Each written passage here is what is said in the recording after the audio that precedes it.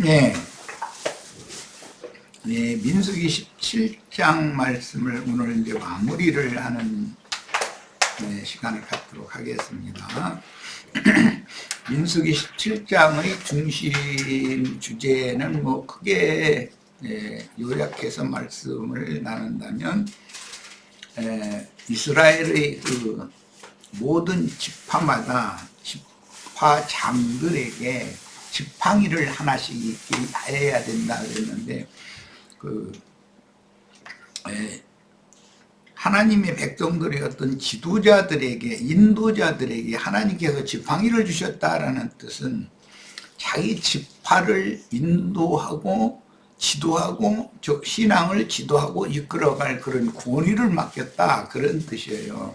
하나님의 지팡이라는 뜻은 인도권과 관계가 있는 것이죠. 그런데 12지팡이 중에서 레위 지파를 대표하는 아론의 지팡이는 특별하게 싹이 나고 꽃을 피우고 뭐 우리 한글 번역에는 이제 뭐 살구 열매를 맺었다 이제 이렇게 표현을 했는데 그것은 싹도 꽃도 열매도 그 부활이요 그 생명이신 그리스도가 누구에게 함께하면서 이스라엘 전체를 위해서 중보하고 인도하고 하는 대표 권위를 누구에게 맡겼느냐라는 것을 확증해 주시는 표적이 되었던 것이에요. 이런 문제는 우리는 뭐 이제 너무 소단위의 교회 모임을 지금 시작하고 있는 중이고 곧 우리 형제 자매님들이 수고하고 사람들에게 전도를 열심히 하고 하면 이제 좋은 그 결과가 맺어져서 많은 주님의 그 자녀들이 교회 모임에 들어오는 역사가 분명히 난 있을 것을 믿고 있어요. 이제 그때 당연히 교회라는 것은 질서의 하나님에 의해서 교회가 하나님의 나라이고 하나님의 그 권속들의 집안이기 때문에 질서의 하나님에 의해서 교회가 인도를 받아야 되고 또 신앙 지도도 받아야 되고 그래서 궁극적으로 하나님께서 죄인들을 구속하시고 구원해서 그분의 새 세계를 유업으로 상속해 주시고자 하시는 선하시고 기쁘신 뜻을 반드시 교회를 통해서 즉 회복된 교회를 통해서 이걸 완성하셔야 되기 때문에 주님께서는 교회 생활 가운데서 여러 가지의 분란이나 뭐 많은 문제들이나 이런 것들이 사람이 모여서 하는 거니까 나 신들만 모인 것은 아니고 그래서 있을 수가 있어요. 그러나 결국은 광야 교회의 전 과정을 마치게 되면 완전히 말씀이신 하나님 앞에 절대적으로 복종하고 순종하는 법칙을 그 법을 다 몸에 익도록 다 배우게 마련이기 때문에 그때는 주님의 선하시고 기쁘신 뜻을 따라서 모두가 다 질서의 하나님께서 인도하시는 그런 모든 하나님의 손을 누구나 다 볼 수 있고 깨닫게 하는 것이 하나님이 민수기 17장에서 보여주는 표적이었던 것이죠. 그러니까 그때 당시 지난 이야기인데 그 특별한 심판으로 이렇게 땅이 입을 벌려서 사람들을 이렇게 반역자들을 매몰해서 삼킨 특별한 심판을 받은 것을 보고 이스라엘 백성들이 모세와 아론을 원망하면서 너희가 여호와의 백성을 죽였도다 이래가면서 원망했다고 그랬어요. 그런데 여기에서 이제 이 이스라엘 백성들이 뭔가를 오해하고 있는 것이죠. 그 말은 하나님의 백성들 중에 사단의 사자들 반역자들이 섞여 있다는 것에 대해서 이해가 없는 거예요. 혈통적으로 이스라엘의 12지파 중에서 태어났으니까 다 여호와의 백성이라고 생각을 한 거예요.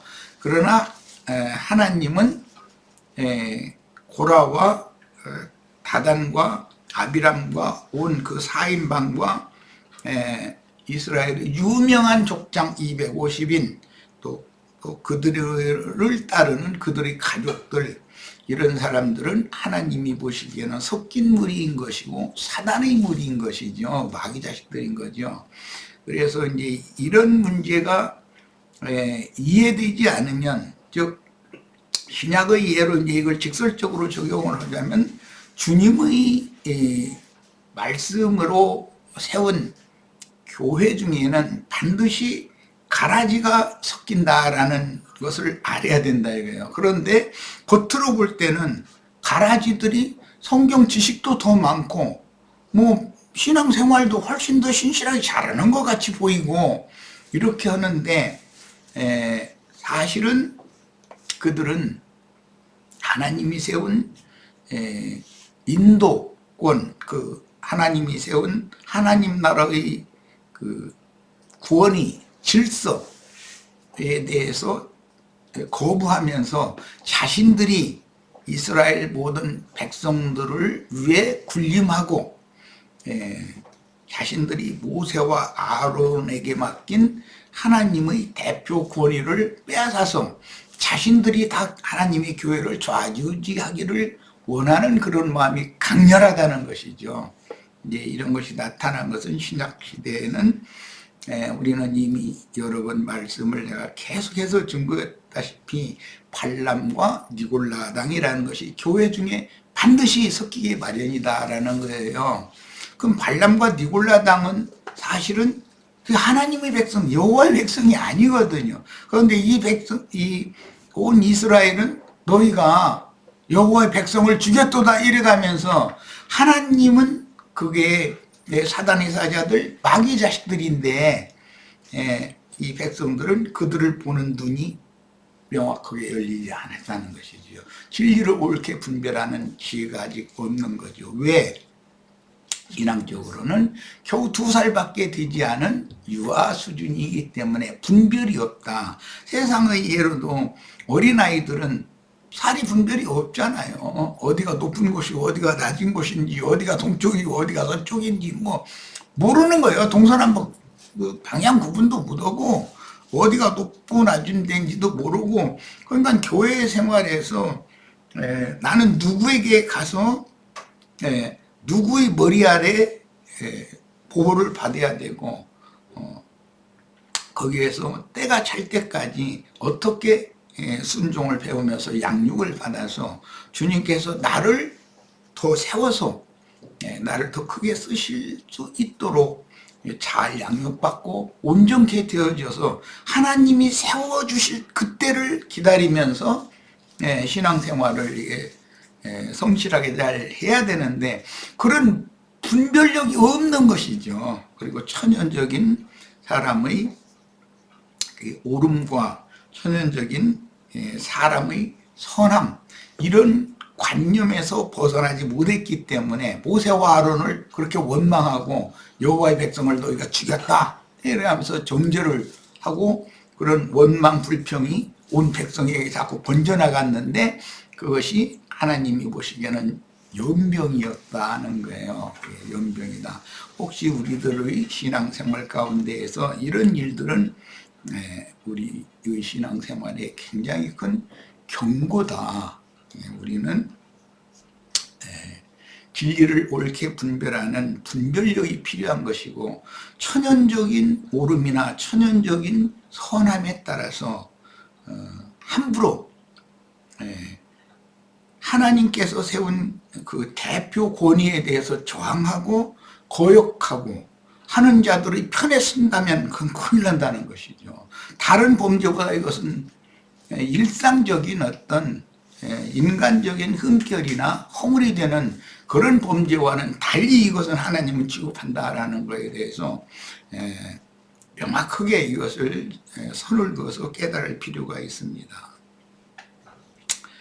이제 이것은 생명의 문제이기 때문에 모든 인간이라는 것은 인성이라고 하는 것 속에는 천연적인 옛사람의 옳음과 선함이라는 것이 다 있잖아요. 도덕적인 기준, 자기 나름의 기준이 다 있는 것이거든. 그런데 이것은 각 민족마다 어떤 지역마다 이게 다 달라요. 양심의 판단 기준이 다르기 때문에. 그러나 보편적인 어떤 의와 선이라고 하는 것이 모든 사람이 다 가지고 있단 말이야. 그런데 그래서 이게 이제 큰 문제가 되는 건 뭐냐? 인간이라는 것은 자신의 근원적인 어떤 잘못에 대해서는 가볍게 여기고 그냥 하찮은 거, 그냥 넘어가도 될 것, 서로 여기기가 쉬워요.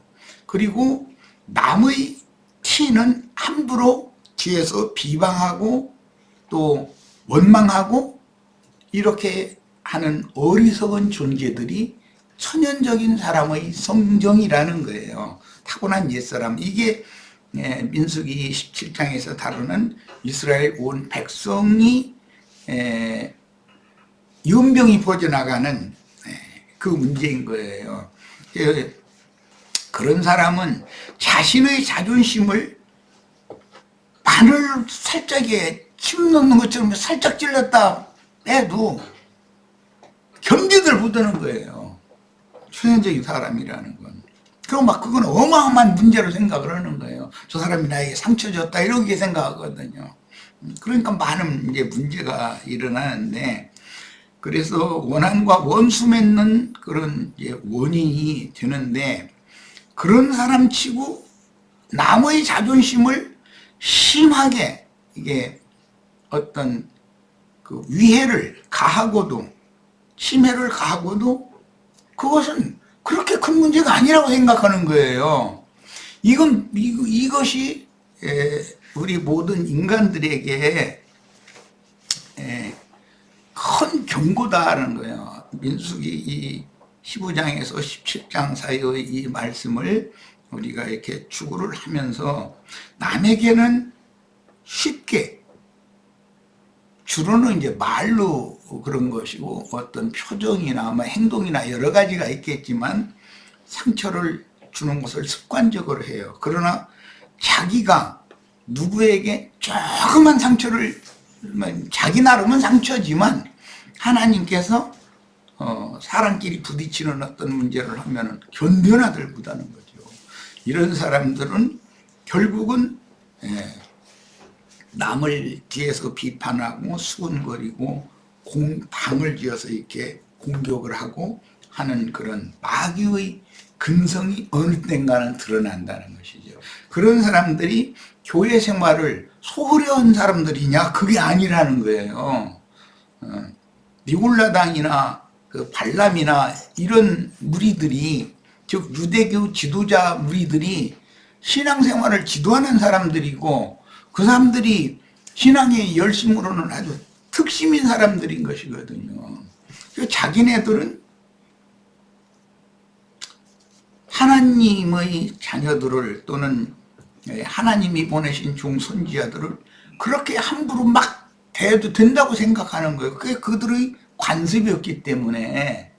그러나 자기네들에게 예수님이나 사도들이 너희가 이런 것은 잘못이다 라고 하면 자기네들은 분명히 잘한다고 생각하는 건데, 그게 하나님을 섬기는 예를 우리는 다 한다고 생각하고 있는데 딱 지적을 하면 견디라들 묻어는 거예요. 이제 이런 것이 마귀의 근성이다. 그래서 하나님의 백성 중에 사단의 사자들을 하나님께서 의도적으로 섞이게 하시고, 즉 가라지 무리가 교회 중에 섞이게 하시고 그들을 중간에 뽑아내지 못하게 하는 거예요. 왜 그러느냐면은 사람의 판단으로는 이게 가라지인지 곡식인지를 쉽게 분별할 수 있는 문제가 아니다라는 거예요. 그래서 이제 세상 끝 추수 때가 될 때까지는 한 밭에서, 한 밭이라는 게 교회인데 함께 자라게 허용을 하신다.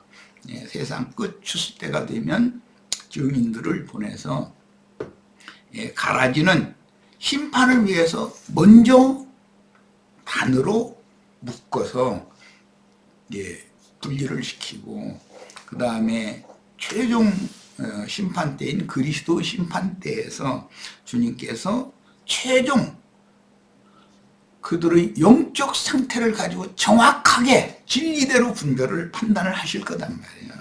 이런 것이 하나님의 말씀이다. 그러므로 우리는 교회 생활을 함부로 행하는 것은 이것은 지양해야 되겠고 매우 조심해야 된다.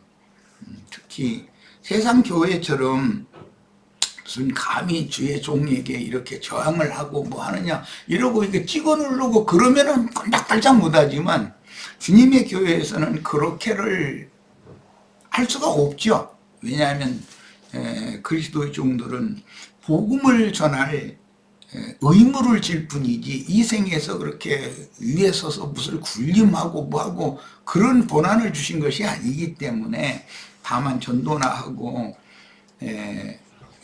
지나치고 심한 사람을 부정하고 책망할 때도 세속교계의 무슨 그 교권을 가진 자처럼 그렇게 할 수가 없죠. 그러다 보니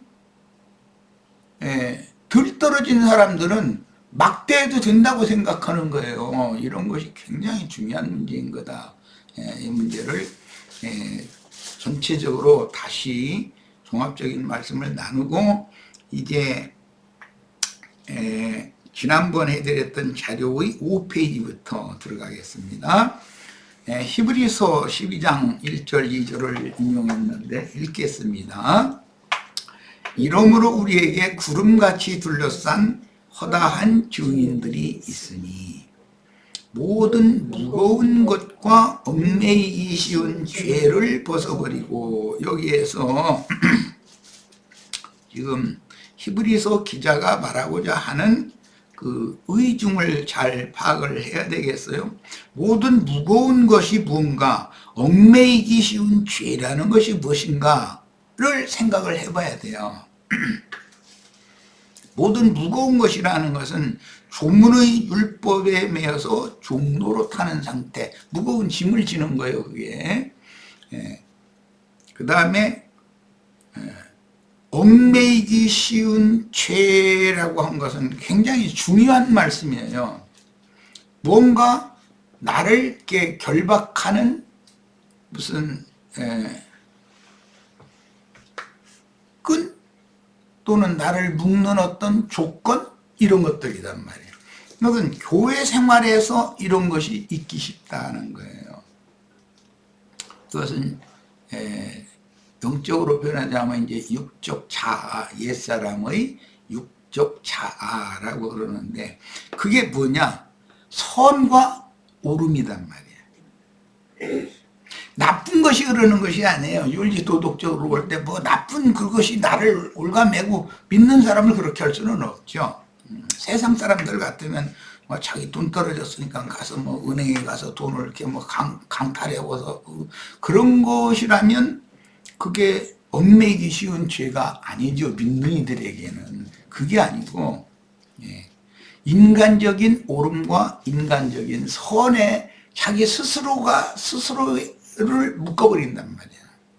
그게 감옥이 되고 거기에 결박당해가지고 헤어나지 못하게 될 수도 있는 거단 말이야. 여기에서 영적 진리를 깨닫고 진리를 아는 지식이 딱 들어와서 빛이 들어오면은 이 모든 얽매는 이 결박하는 사단의 끈으로부터 해방받을 수가 있는 것이란 말이에요. 그런 것을 벗어버리는 이런 말씀을 통해서 축복이 있기를 바랍니다. 그리고 인내로서 우리 앞에 당한 경주를 경주하며 그랬는데, 신앙생활이라는 것은 이 생을 끝날 때까지 혼의 구원을 이루는 것은 계속해서 믿음의 정진이 계속 이루어져야 된다는 뜻인 것이고, 그 다음에 믿음의 주요 또 온전하게 하시는 이인 예수를 바라보자 그랬어요. 여기서 이제 믿음의 주라는 이 말은 참 중요합니다. 우리가 믿습니다 뭐 이렇게 표현들을 많이 하고 믿습니까? 라는 질문도 많이 들어보고 믿음이라는 말을 너무 오남용하는, 남발해서 사용하는 경향을 많이 볼 수가 있는데, 믿음의 주인이 바로 예수 그리스도다라는 것을 지금 말하는 거예요. 너에게서 나는 믿습니다. 네 믿음은 그건 가짜다 이 말이거든요. 실제로는. 그래서 이 믿음으로 온전케 된다라는 말은 곧 믿음이 나의 영적인 성품, 그 다음에 사람의 됨됨이를 이루어가는 것, 그것이 온전케 되는 거예요. 그러니까 구원은 믿음으로 받고 믿음으로나 이루어가는 것이죠. 그런데 그 믿음이 예수 그리스도의 믿음이어야 된다는 거예요. 지금 그는 그 앞에 있는 기쁨을 위하여 십자가를 참으사 부끄러움을 개의치 아니하시더니, 여기 십자가를 참으사 부끄러움을 개의치 아니하시더니라고 한 것은 하나님이 피조물인 인간들한테 수모를 당했다는 말이죠. 말하자면 가장으로 말하자면 아버지가 아내와 자식들이 합세해 가지고 아버지의 공로는 전체 그냥 다 없는 걸로 그냥 깔아 뭉개버리고, 사실은 그 아버지가 밖에 나가서 열심히 일해서 벌어다 준 걸로 이게 가정이 유지가 된 건데, 그런데 그 아버지라고 하는 권위는 이렇게 무시해버리고 아버지에게 저항을 했다. 만약에 이건 이제 반역이거든. 그러면 그게 콩가루 집안이 되지 뭐가 되겠어요. 그럼 아버지가 이제 자식들이나 자기 아내를 따끔하게 말도 할 수 있고, 심하면은 조금 더 엄격하게 처리를 할 수가 있겠죠. 그렇게 할 때 돌이켜야지. 끝까지 저항을 하면 그 집안은 풍비박산되기 마련인 것이죠. 뭐든지 질서를 어길 수는 없는 거다. 이런 거 뭐 하극상이라는 군대 뭐 이런 공무원 사회 이런 데서는 제일 크게 다루는 게 하극상이거든요. 오늘 우리 이제 공무원은 청년들이 뭐 사회정이 있어 참여를 못했는데, 지금 은상이나 애선이는 공무원 생활을 한 기간이 있잖아요. 그러면은 경력이 쌓여있기 때문에. 그런데 작년이나 재작년에 겨우 공무원 합격해가지고 들어온 사람이 자기가 그 자리에 앉으면은 더 잘할 것 같은 생각을 얼마든지 할 수 있는 거예요. 그런데 그 사람도, 자기 위에 있는 사람도 자기처럼 참고 직원, 말단 직원에서부터 올라간 거거든, 그게. 그러면은 그 안에 많은 그 노하우라고 하는 여러 가지 스스로 인식되어지고 알아진 그런 것들이 축적이 돼 있는 사람이거든. 그런데 자기 생각과 다르다고 해가지고 어떤 식당이나 이런데 또는 다른 전화상으로라도 자기 그 상급자를 이렇게 뒤에서 수근수근하고 비판하는 말을 하고 그러면 결국은 들어간단 말이에요. 그 사람 귀에 안 들어갈 것 같죠. 결국은 돌아서 들어가요. 군청 직원 같으면 군수가 딱 불러다가 어떤 암개시 뭔 일을 어떻게 그렇게 처리를 그렇게 미흡하게 하는가, 뭘 확실하게 해라 한마디 하거든. 심하게 얘기하겠어. 중간 공무원보고야. 말단 공무원보고는 잘 그런 얘기 군수가 불러다 얘기도 않죠. 그 말은 중간 그 관리직에 있는 그런 공무원이, 네 하급 공무원들 잘 똑바로 다스려라 이 말이거든. 뭔 일을 그렇게 명확하게 처리를 깔끔하게 하지 못하고 이러느냐, 이런저런 말이 나한테 들린다. 이렇게 하면은 벌써 그 사람은 이게 무엇 문제다라는 걸 알거든. 그러면 그다음부터는 이제 막 노려보죠. 이제 함부로 절대 못하게 하고. 만약에 그것이 부딪혀지면은 자기 공무원 사표 내고 나 공무원 안겠다고 나가는 수밖에 없는 거예요. 이런 문제가 된단 말이에요. 그러니까 하나님은 세상 나라도 이처럼 질서가 중요한 건데 하나님 나라에서 무질서하다 그러면 그건 하나님의 나라가 아니죠. 이런 걸 꼭 깨닫기를 바랍니다. 그 다음에 사도행전 3장 13절로 16절입니다. 아브라함과 이삭과 야곱의 하나님 곧 우리 조상의 하나님이 그의 종 예수를 영화롭게 하셨느니라. 너희가 그를 넘겨주고 빌라도가 놓아주기로 결단한 것을 너희가 그 앞에서 거부하였으니, 빌라도는 예수를 풀어주려고 했다는 것이죠. 너희가 거룩하고 의로운 일을, 이건 예수님을 말한 거죠, 거부하고 도리어 살인한 사람을 놓아주기를 구하였다. 그러니 이 살인한 사람이 누구죠? 네, 예수라 하는 바라바라고 그랬어요. 그때 당시 예수라는 이름, 그 예수아라는 이름은 아주 흔한 이름이었어요. 이 바라바도 예수단 말이에요. 예수. 그런데 바라는 건 그 헬라어에서는 앞에 바가 있으면 누구누구의 아들이라는 뜻이고, 아빠 아버지를 하셨느니라 할 때 그 아빠라는 말은 아버지의 아들이라는 뜻이에요. 그러니까 이 바라바라는, 우리 번역은 바라바라고 되어 있는데, 바라바, 이 바라바 예수, 이 말은 하나님의 아들 예수라는 뜻인 거예요.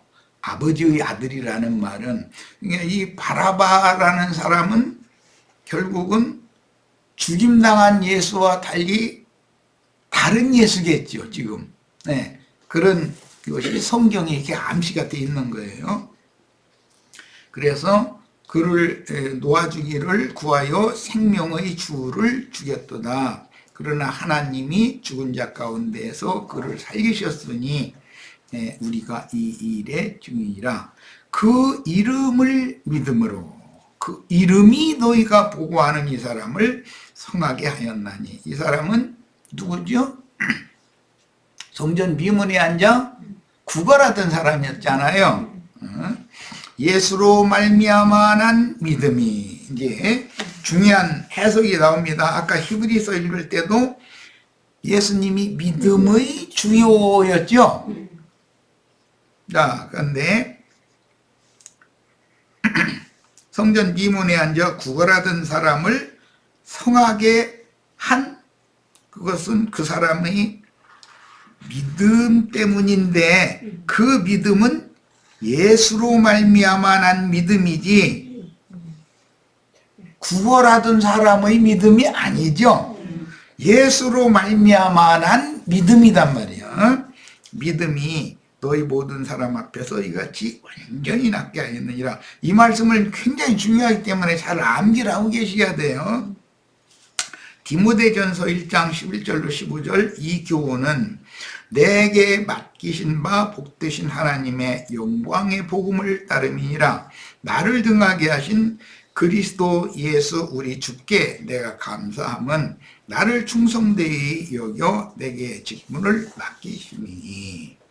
그것은 사울에게 직분을 맡겼던 것은 대제사장이었었죠. 가말리엘 문화생으로서 사울이 가말리엘 신학을 다 이수한 다음에는 대제사장 무리에게 가서 예수 이름을 부르는 자들을 결박할 권세를 증명하는 그 표를 받았었죠. 오늘날 말하면 이제 목사증이라는 거 받았다 이 말이에요. 그런데 그것은 사단의 사자로서의 증거인 것이죠. 사울이 받았던 그 권세라는 것은. 그런데 바울에게 직분을 맡긴 것은, 이것은 영적으로 예수 그리스도의 왕국을 위해서 그리스도의 종으로 쓰시기 위하여 직분을 맡긴 것이니까, 이것은 완전히 반대편의 직분을, 그 사울이 받은 직분도 있었고 바울이 받은 직분도 이게 지금 명확하게 나눠지는 거죠. 예. 내가 전에는 비방자요. 예수 믿는 사람들에 대해서 이런 사울일 때는 이랬다는 것이죠. 박해자요 폭행자였으나 도리어 긍휼을 입은 것은 내가 믿지 아니할 때 알지 못하고 행하였습니다. 알지 못하고 행한 죄복은 무슨 죄라고 그러죠? 오범죄라고 그래요. 오범죄. 네. 만약에 사울이 그런 짓을 뻔히 알면서 했으면 그거는 고범죄. 그건 용서받을 수 없는 거예요. 그런데 알지 못하고 그런 짓을 한 거예요. 자기도 모르고. 예.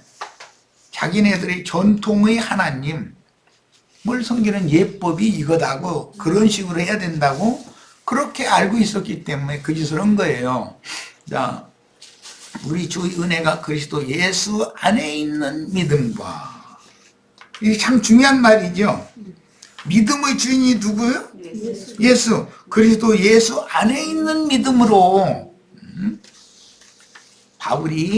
사울이 바울이 된 거예요. 자, 여기에서 사랑과 함께 넘치도록 풍성하였도다 미쁘다 모든 사람이 받을 만한 이 말이요 그리스도 예수께서 죄인을 구원하시려고 세상에 임하였다 하였도다. 죄인 중에 내가 괴순이라 할 때 여기 구원이라는 용어가 나왔는데 성경에는 구원이라는 용어가 굉장히 많아요. 문장에 따라서. 왜 그러는가? 인간 사회는 여러 가지 우여곡절들이 있고 그런 모든 우여곡절들에서 하나님 앞에 건지심을 받아서 하나님의 것으로 완전히 분별되어져야 이게 구원이기 때문에 이제 구원이라는 건 어디에서 건진다 또는 죄를 용서받는다. 이제 죄라는 건 지난 죄들을 용서받는다 또는 어떤 질병에서 고침을 받는다 또는 어떤 결박에서 노임을 받는다 등등 문장에 따라서 이런 모든 용어들을 구원이라고 다 말하기 때문에 그 구원이라고 하는 용어가 굉장히 많다는 것을 이해를 꼭 하시기를 바라요. 이게 구원하면 이제 그냥 기독교식으로 예수 믿으면 구원 불신자 지옥 이렇게만 간단한 문제가 아니다라는 거예요. 이거 큰일 났네. 요거는 다 해야 되는데. 자, 어쨌든 이처럼 그리스도 예수 안에 있는 믿음이라는 용어가 성경에는 디모데전서 3장 13절에도 나옵니다. 또 디모데후서 1장 13절에도 그리스도 예수 안에 있는 믿음이라는 용어가 나오고 이제 대표적으로 디모데후서 3장 15절을 읽겠습니다.